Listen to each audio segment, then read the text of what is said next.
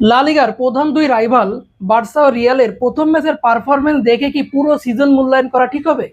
আমার মনে হয় এটা একটু বেশি আর্লি হয়ে যাচ্ছে। হ্যাঁ, এটা মেনে নিচ্ছি যে দুইটা দল দুই রকম পারফরমেন্স দিয়েছে। বার্সা যেখানে ডোমিনেটিং পারফরমেন্স দিয়ে ৫-০ গোলে জয় পেয়েছে, রিয়াল সেখানে কষ্টার্জিত ২-১ গোলে জয় পেয়েছে। তার ৯০ মিনিটে নতুন সাইনিং কার্লোস এসপির গোলে জয় নিশ্চিত করেছিল। দুই দলই ৩ পয়েন্ট অর্জন করেছে, কিন্তু তাদের পারফরমেন্স ছিল আকাশ পাতাল ফারাক। চলুন এই বিষয় নিয়ে একটু আলোচনা করে আসি।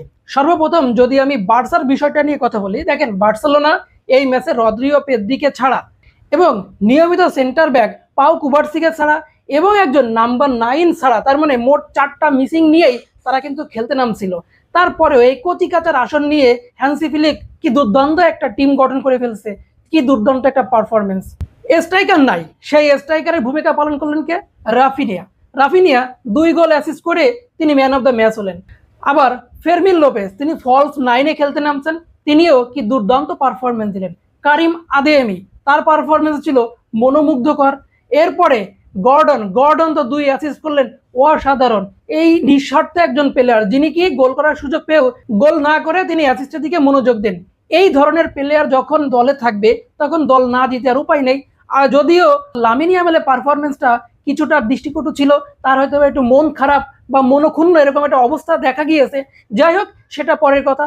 যখন পেদ্রি নামলো তখন তো খেলাধুলা আরো বেড়ে গেল।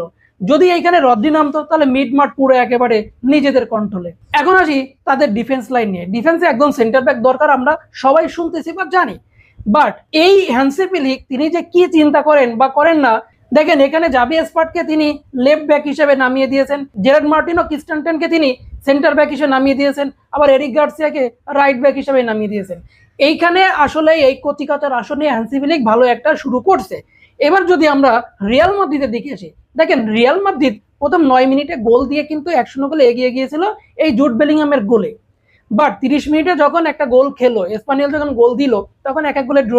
এইখান থেকে 90 মিনিট পর্যন্ত গিয়েছে ওই 1-1 গোলে ড্র। ওই জয়সূচক গোলটা পেতে তাদের 90তম মিনিট পর্যন্ত অপেক্ষা করতে হয়েছে। এই বিষয়টা আমরা একটা বড় সমস্যা হিসাবে দেখতেছি।